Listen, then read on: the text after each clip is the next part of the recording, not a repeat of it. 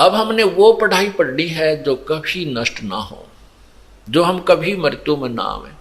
आज हमें अपने बच्चों में, अपने परिवार में, अपनी कोठी और कार में कितने जो ना आसक्त हैं और कितने प्यारे लगते हैं, और अपने शरीर पर अपनी जान बचाने के लिए हम 100 प्रयत्न करते हैं।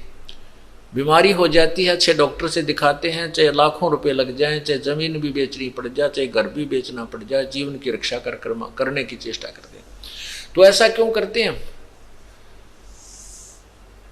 क्योंकि जीवन हमें बहुत प्रिय है और हम मरना नहीं चाहते। क्यों नहीं मरना चाहते? जब पता है कि हम मरेंगे अवश्य।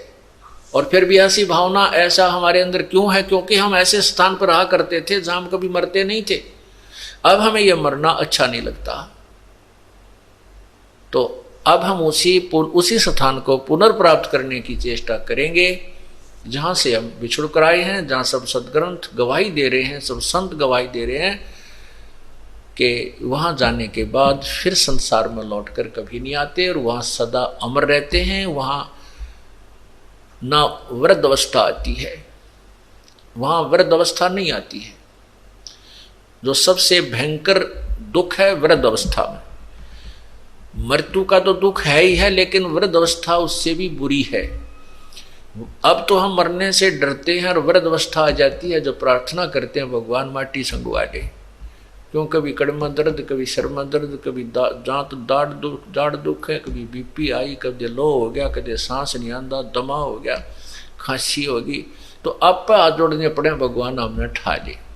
क्यों? जब तक कति पीड़ित होकर दुख मानकर अंत हो लिया ना, को घर में संभाल दिया, सुबह पानी दर जा, रोटी दे जा, काम करने वाले बच्चे, कोई खेत में, कोई कितना, शाम तक बूढ़ा पड़ा रहे।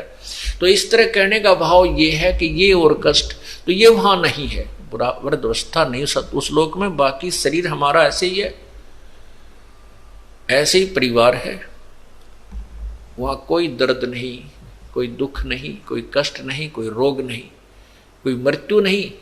तो उस लोक की चाह क्यों नहीं बनाते हम? क्योंकि हमें उसका पता ही नहीं।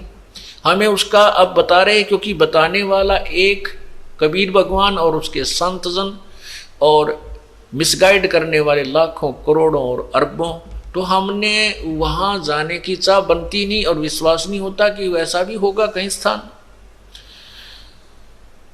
तो फिर हम इसी जन्म मृत्यु में पड़े रहना उचित समझ लिया और यही जी ला लिया हमने, यही अपना मन रमा लिया। एक भक्त को ऐसे ही समझा रहे थे, वो दूसरा और बैठा था, वो सुन रहा था यही सतलोक की बातें। तो उसने काफी देर सुनने के बाद कहने लगा, महाराज जी, हम वैसे तो आप जो बता रहे हो शायद तो अजीबो गरीब कथा कभी किसी ने सुनाई नहीं, तो और मैं ऐसा व्यक्ति हूं, मैं जिस मार्ग पर लगता हूं उसको कंप्लीट करके छोड़ता हूं, चाहे मैंने कितना ही प्रयत्न करना पड़े।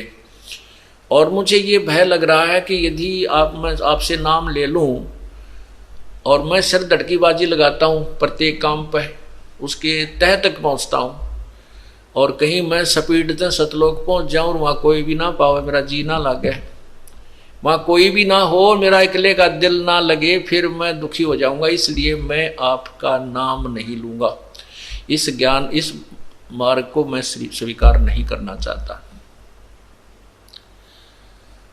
अब ये तो कुछ तो उसकी बकवाद भरी बातें थी, क्योंकि जो भगवान नहीं चाहता वो अपनी कुछ सोच अधूरी सधूरी, कुछ उसमें उसकी बुद्धि यहीं तक काम करे थी। तो मैंने कहा भाई यहाँ कौन सा सुख मान रहा है, चल तो यहाँ ईब तो सुखी है, मान रहे अपने आप को, और फिर गधा कुत्ता सुअर बन जावांगे, फिर यहीं आके क्या टिंडेलेगा, न बोले अड़क घूमते फिरते तो दिखे जाएंगे, जी ला गया रहेगा। यानी दूसरे कुत्ते भाई, दूसरे गधे दिखे जाएंगे, उनके साथ हम मन लगा रहेगा। हमारी बुद्धि काल ने चारों तरफ से घुमा कर यही सेट कर दी कि यहाँ से ये इच्छा छोड़े नहीं। और परमात्मा कहते हैं जहां आशा ता बासा हुई, मन कर्म वचन सुमरियो सोई। अंत समय में जिसकी भी हम भक्ति करते हुए इस प्राण त्याग जाएंगे, और हम वहीं उसी को प्राप्त होंगे।